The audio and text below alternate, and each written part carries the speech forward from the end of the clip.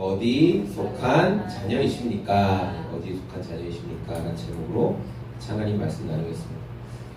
저는 지인이 사업장을 개업하거나 승진하거나 우리가 흔히 좋은 일로 영전했다 이렇게 얘기하죠. 좀 높은 지위로 올라가거나 이렇게 했을 때 그 화분 같은 걸 보내거든요. 여러분도 종종 보내시죠? 화분 같은 걸 보내요. 저도 화분을 보냈는데 제가 주로 이용하는 그 화분 사이트가 여기 심고 거둠이라는 데를 제가 이용하거든요. 혹시 이용해 보신 분이 있는지 모르겠지만 여기 뭐 네이버에도 있고 그래요. 근데 이 이름을 너무 잘 지은 것 같아요. 심고 거둠. 여기가 그 식물 사업하는 곳이니까 그래서 심고 거둠이라는 이름으로 사업장이 있어요. 저 이거 사업장 홍보하는 거 아닙니다. 여기서 돈 받는 거 없어요. 그냥 이름이 너무 좋아서 저는 어떻게 이름 잘 지은 걸 되게 재밌게 생각하거든요. 어떤 이렇게 이름을 지었을까.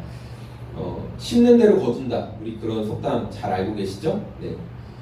이 심는 대로 거둔다라는 속담의 진리 안에는 이런 내용이 함축되어 있어요. 뭐냐면 모든 열매는 근원이 되는 뿌리에서부터 결정된다. 그 말이에요. 식물이 자라고 열매 맺는 것에만 이 진리가 통용되는 것이 아니라 우리의 영적인 삶에도 이 진리가 동일하게 작용합니다. 그러니까 우리가 어떤 신분이냐, 어떤 존재냐라는 것을 결정하는 것은 누가 낳아주었냐에 따라서 결정된다라는 것이죠. 자, 예수님께서 말씀을 듣고 믿게 된 이 사람들, 자, 그 사람들에게 특별히 이제 말씀을 쭉 하셨어요. 내 말씀 안에 거하는 것이 하나님의 자녀다 이렇게 쭉 이야기를 하실 때 예수님을 대적했던 이 바리새인들, 종교 지도자들이 예수님께 이렇게 이야기했죠. 우리는 아브라함의 자손이다. 우리는 누구의 종이 된 적이 없다. 이렇게 강력하게 말했어요. 자, 이 말은 뭐냐면 유대인들은 혈통을 의지했어요. 그렇죠? 내가 어떤 출신이다. 내가 누구로부터 태어났다. 이걸 굉장히 이야기를 많이 했어요. 우리는 특별한 신분이다. 그리고 그들의 혈통과 지금 또 바리새인으로서 또는 서기관 또는 사두개인으로서 지금 종교적인 장소, 성전 이런 데서 일하고 있었잖아요. 그러니까 우리는 아브라함의 자손이면서 동시에 종교 생활도 잘하고 있기 때문에 우리는 하나님의 자녀다라고 그렇게 굳게 믿고 있었어요. 자, 그런 종교 지도자들의 믿음 앞에 예수님께서 뭐라고 말씀하시냐면 너희의 뿌리는 하나님께 있지 않고 마귀에게 있다 이렇게 말했어요. 굉장히 충격적인 말이죠. 그렇죠? 정말 열심히 살았는데 그리고 혈통도 좋은데 갑자기 예수님이라는 분이 떡 나타나셔서 너희 아비는 마귀야 마귀 이렇게 이야기하시니까 얼마나 당황했겠어요.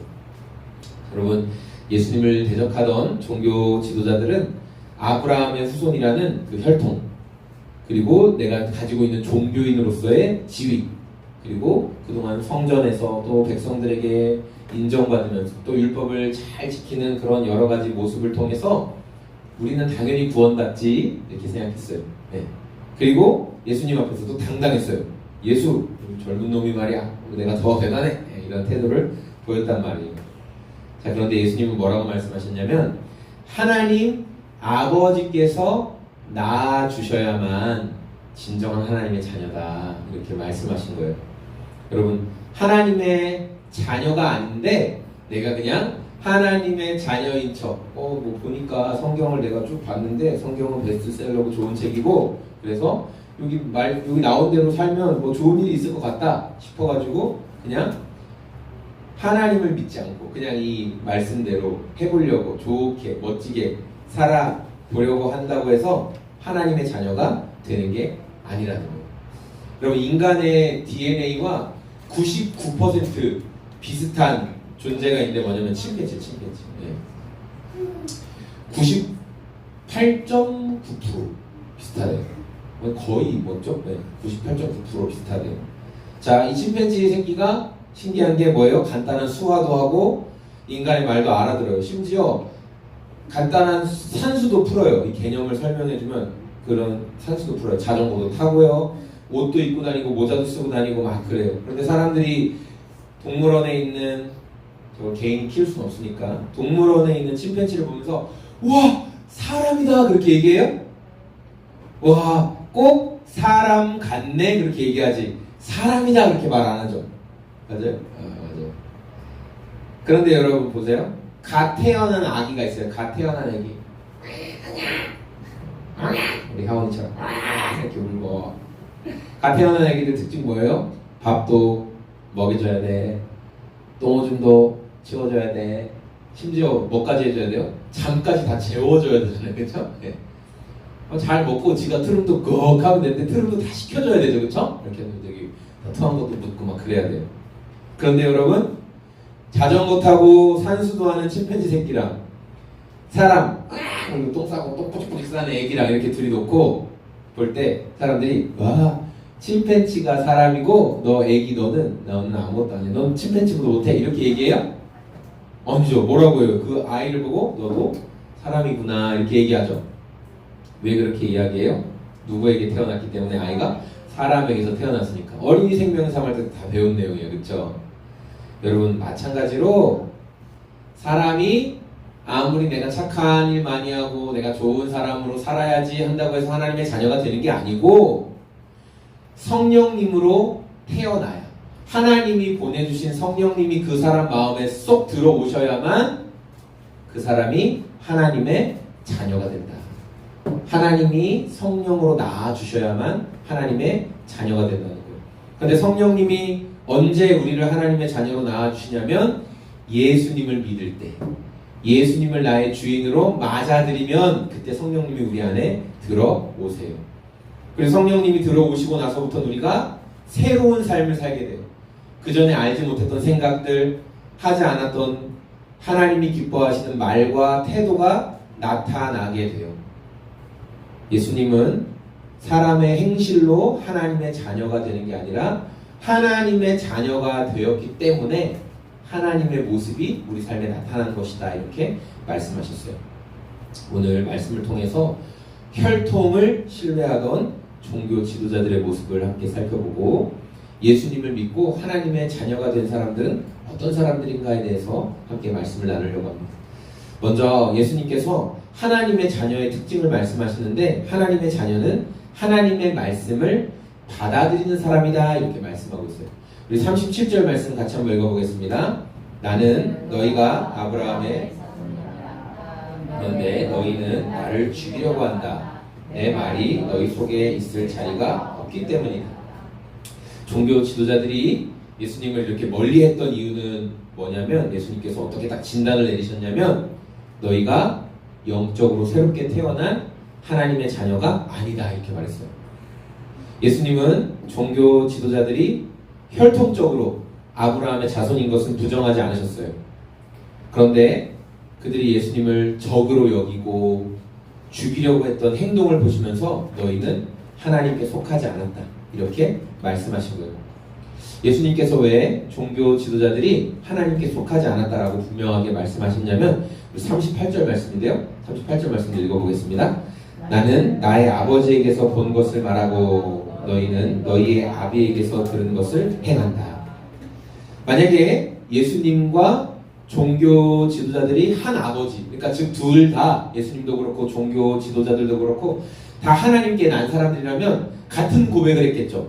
같은 말을 했을 거예요. 그런데 예수님과 종교 지도자들의 말이 달랐다라는 것을 우리가 알 수 있어요. 특히 우리 37절의 하반절에 보면 이런 말씀이 나오는데, 내 말이 너희 속에 있을 자리가 없다, 이렇게 말하고 있어요.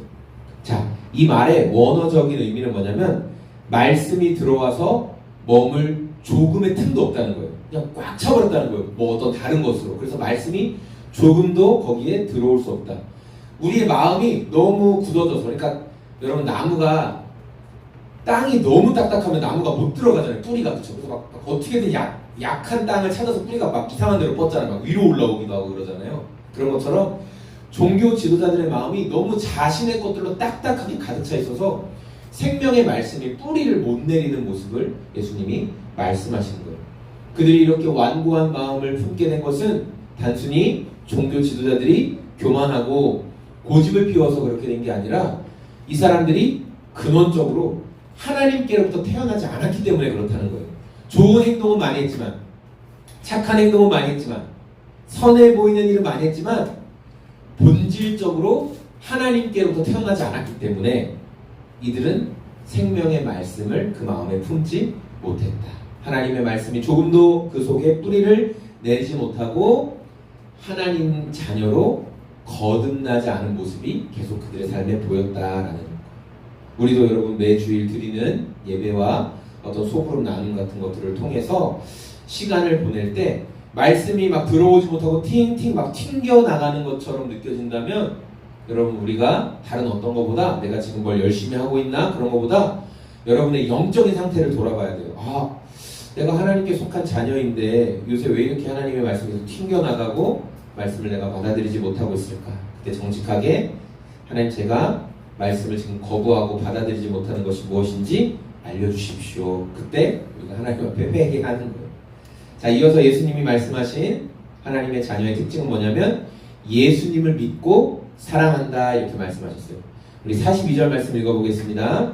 예수께서 대답하셨다. 하나님의 너희의 아버지라면 너희가 나를 사랑할 것이다. 그것은 내가 하나님에게서 와서 여기에 있기 때문이다. 내가 내 마음대로 온 것이 아니라 아버지께서 나를 보내신 것이다. 네. 여러분 이 종교 지도자들은 사람들 앞에서 공공연하게 우리는 하나님을 사랑합니다 이렇게 고백하던 사람들이었어요. 특히 유대의 이 유대교회의 양대 산맥이었던 바리새인과 사두개파 이 두 사람들은 자신들이 얼마나 하나님을 사랑하는지 말씀을 잘 지키고 있는지가 굉장한 그들의 자부심이었다는 거예요. 여러분 바리새인들은요 유대의 인구의 약 5% 정도밖에 안 되는 굉장히 소수였어요. 그럼에도 불구하고 말씀을 철저하게 지키는 사람들이었기 때문에 모든 유대인들이 다 바리새인이라고 하면 다 존경하고 특별한 사람들이야 이렇게 생각했다는 거예요. 자, 이렇게 하나님을 사랑한다고 자신 있게 말하는 종교 지도자들을 향해 예수님이 던지신 폭탄 선언은 뭐였어요? 너희가 하나님의 자녀가 아니다 이렇게 말했다는 거예요. 자, 왜 이런 말씀을 하셨을까?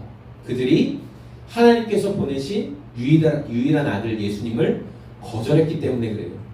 여러분 이 요한복음 우리가 계속 살펴보고 있는데 요한복음을 전체적으로 관통하고 있는 내용은 뭐냐면 하나님께서 우리를 사랑하셔서 아들 예수님을 보내주셨다. 우리를 구원하시기 위해. 그래서 이 아들 예수님을 믿는 사람은 믿고 맞아들인 사람에게는 하나님의 자녀가 되는 특권을 주셨다. 그러나 그를 맞아들인 사람들 우리 이거 생명의 삶할 때 외웠잖아요. 그렇죠?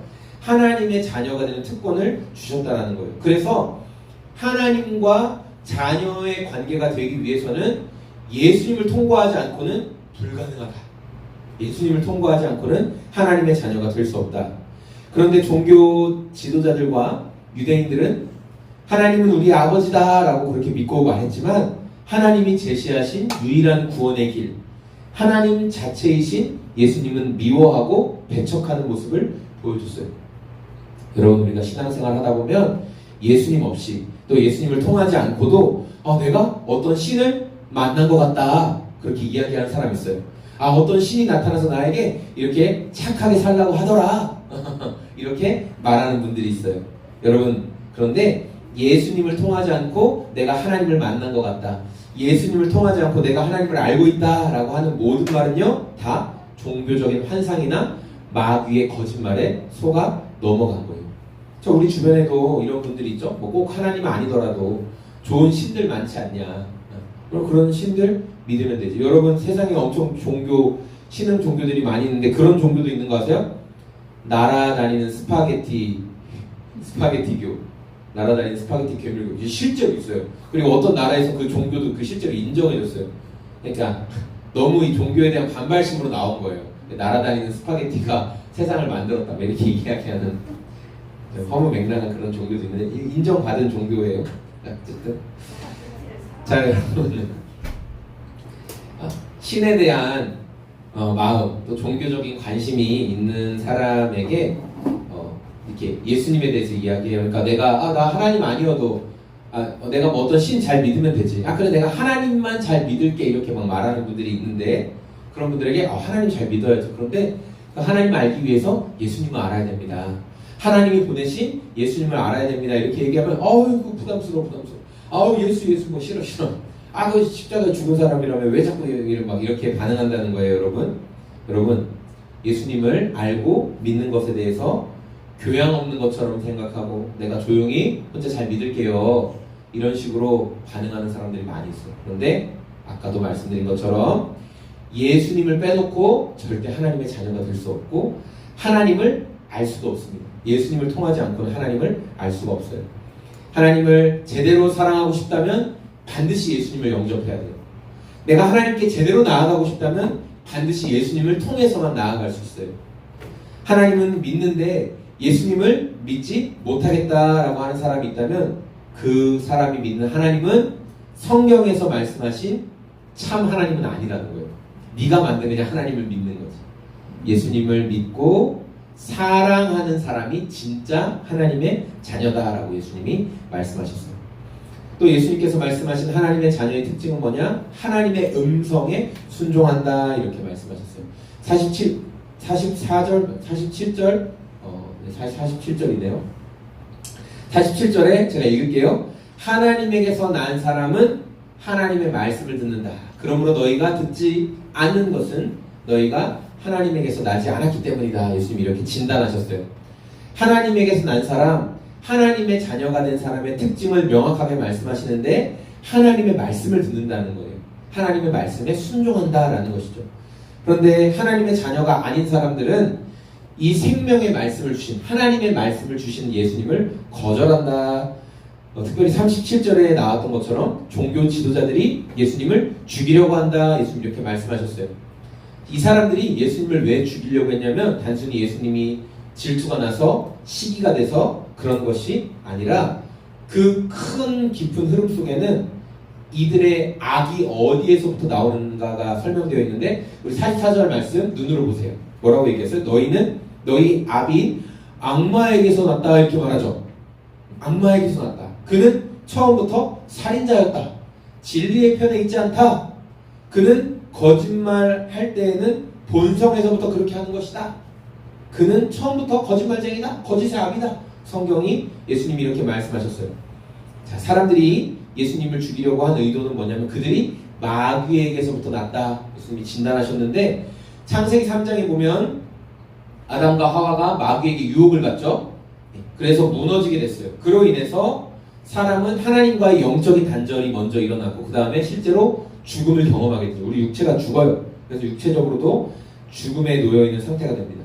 자, 그 뒤에 이제 아담과 하와의 자녀 중에 이제 가인과 아벨이 등장하죠. 예.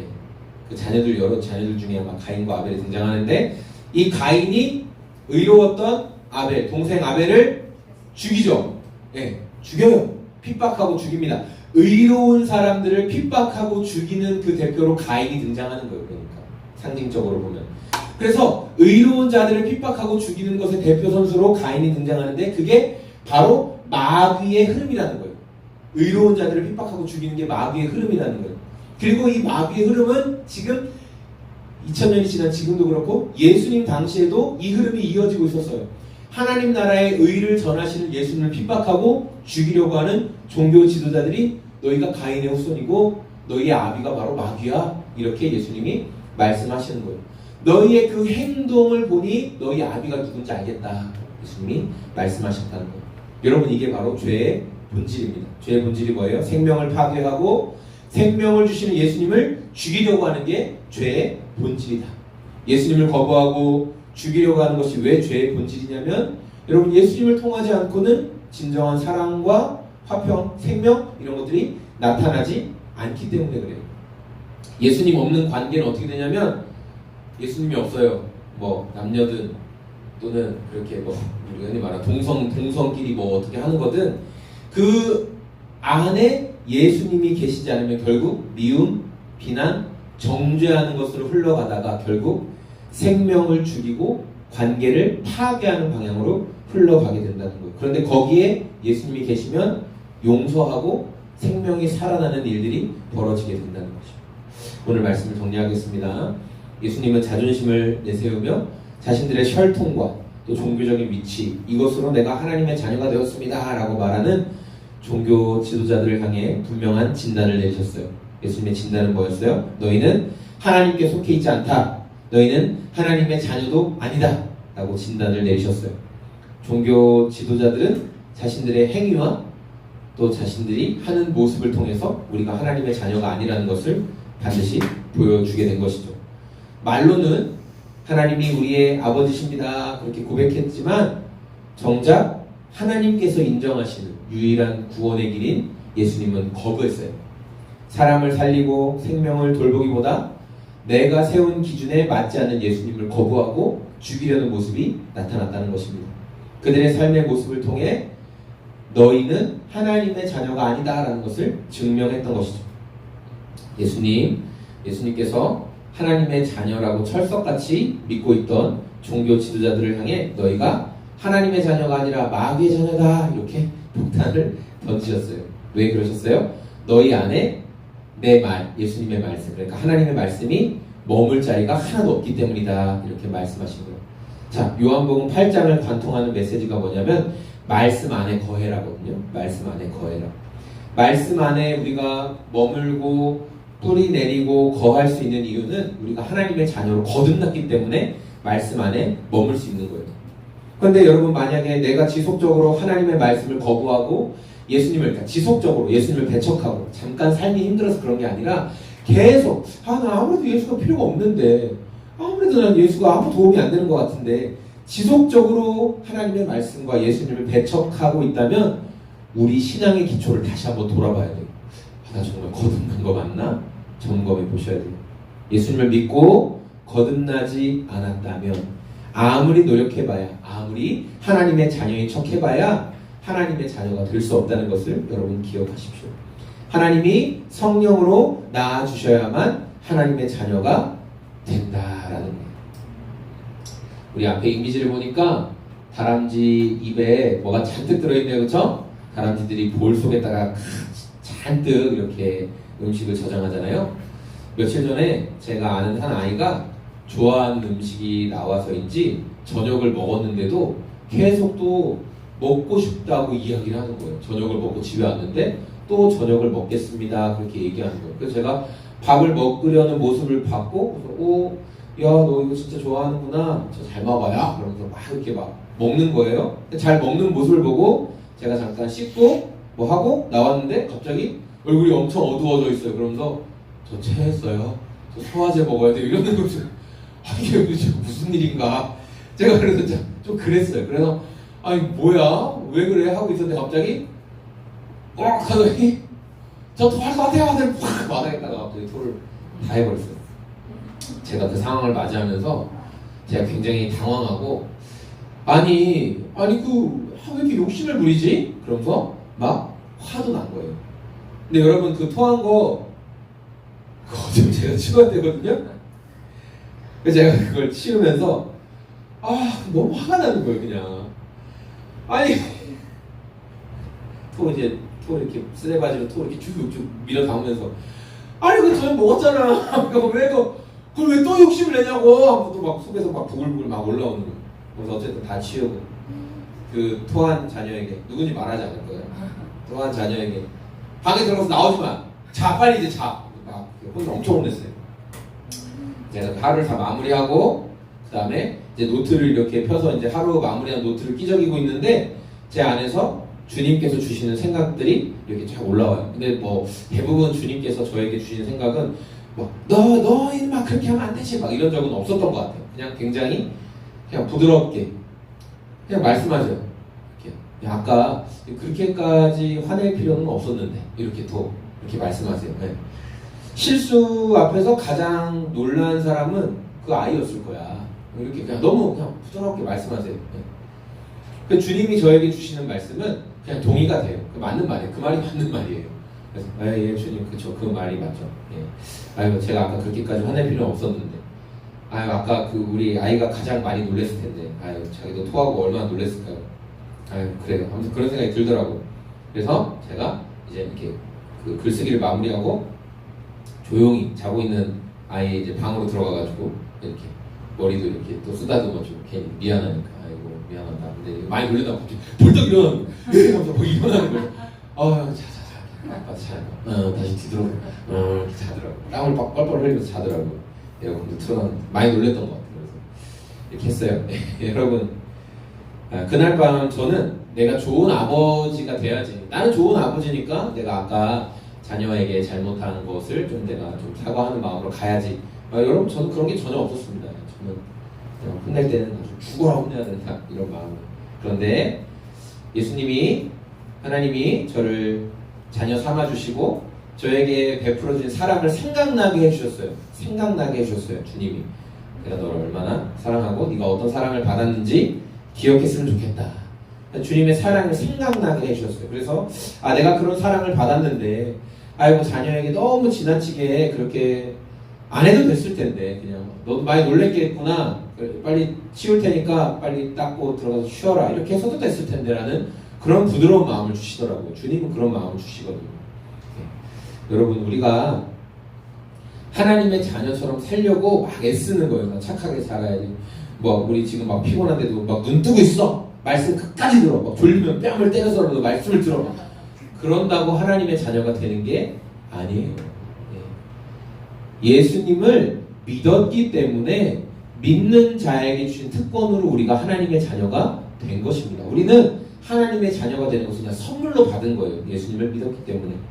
그래서 이제 하나님의 자녀가 됐기 때문에 이전에 내 본성과는 다른 모습들이 나타나게 돼요. 나를 구원해 주신 하나님의 사랑에 감사하게 되고 또 성경 말씀이 믿어져요. 이거 진짜 맞는 말이네. 그렇게 믿어져요. 그 제 안에 주님께서 주시는 그런 마음이 있는데 제가 막 나 조현병 걸렸구나 내가. 나 이제 미쳤네. 막 속에서 누가 나한테 말을 걸어오네. 제가 그렇게 생각하지 않는다고요. 살아계신 하나님이 나에게 성령님이 부드러운 음성으로 말을 걸어오시는구나. 그렇게까지 안 해도 된다고 말씀하시는구나. 그 말이 맞지. 이게 하나님의 자녀가 됐기 때문에 그분을 알아채는 인식이 생기는 거예요. 이미 하나님의 자녀가 됐기 때문에 세상이 말하는 가치보다 예수님의 말씀 안에 머물러 있고 싶고 말씀에 순종하고 싶은 마음이 생긴다는 거예요. 하나님의 자녀이기 때문에 성령 하나님이 우리에게 감동을 주시고 또 그 감동해 주시는 만큼 우리가 순종하다 보면 관계도 회복되고 하나님도 더 깊이 알아가고 성령의 열매들이 맺어지는 인생도 경험하게 된다는 거예요. 여러분 나무의 열매는 어떤 나무를 심었는지로 결정되는 것인 것처럼 영적인 열매는 누가 낳아 주었느냐, 하나님께로부터 낳느냐 낳지 않았느냐 이것으로 결정이 됩니다. 하나님께서 낳아 주셨기 때문에 그 사람은 하나님의 사람이고 하나님을 닮아 갑니다. 내가 몸부림쳐서 되는 것이 아니라 하나님의 자녀가 됐기 때문에 내 삶을 통해 놀라운 일을 행하실 주님을 기대하며 또 이번 한 주도 살아갈 수 있는 저와 소금제작소의 모든 성도들이 되기를 소망합니다. 아멘.